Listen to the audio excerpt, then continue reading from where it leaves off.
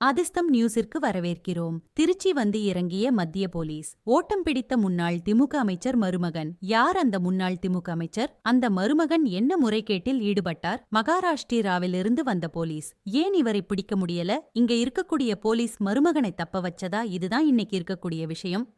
Kidney முறைகேடுன்னு திருட்டுன்னு சொல்லக்கூடாதுன்னு மாசு சொல்லியிருக்கிறாரு. கிட்னி முறைகேடு சம்பந்தமாக மகாராஷ்டிரா போலீஸ் திருச்சி வந்திருக்கிறாங்க. மகாராஷ்டிராவில ஒருத்தர் கடன் வாங்கியிருக்கிறாரு. அந்த கடனை கட்ட முடியல அப்படிங்கறதுக்காக அவருடைய கிட்னியை எடுக்கணும். மகாராஷ்டிராவில எடுத்தா பிரச்சனை. அதனால கம்போடியா நாடு அப்படி இல்லாட்டினா தமிழ்நாடு. இங்கதான் நம்ம என்ன குற்றம் புரிந்தாலும் பிரச்சனை இல்ல, ஆளுங்கட்சியே இதற்கு உடந்தையா இருக்கு அப்படிங்கிற நம்பிக்கையில அங்கிருந்து அந்த நோயாளியை கூட்டிக் கொண்டு வந்து இங்க கிட்னி எடுத்திருக்கிறாங்க. பாதிக்கப்பட்டவர் இப்ப புகார் கொடுத்ததுனால மகாராஷ்டிரா போலீஸ் திருச்சி வந்து இறங்கிட்டாங்க. இங்க வந்து பார்த்தா அந்த கிட்னி எடுத்தாரோ அவர் பெயர் ராஜரத்தினம்.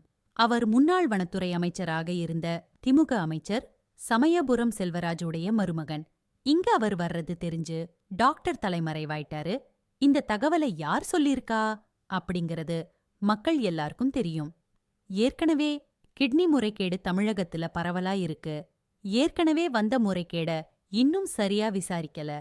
சார்ஜ் ஷீட்டே போடாம உச்சநீதிமன்றம் சொன்னதுக்கு அப்புறம் அந்த புரோக்கர் பிடிபட்டார். அங்க இருக்கக்கூடிய தச்சநல்லூர் எம்டோஎல்டிஏ கதிரவன் அவர்கள் வெளிப்படையாக நாங்க நிறைய சம்பாதிக்கணும்னா ஊர்ல இருக்கிற எல்லாருக்கும் நான் கிட்னியை எடுத்தாதான் நான் ரோல்ஸ் ராய்ஸ் கார் வாங்க முடியும் அப்படின்னு வெளிப்படையா சொல்றாரு.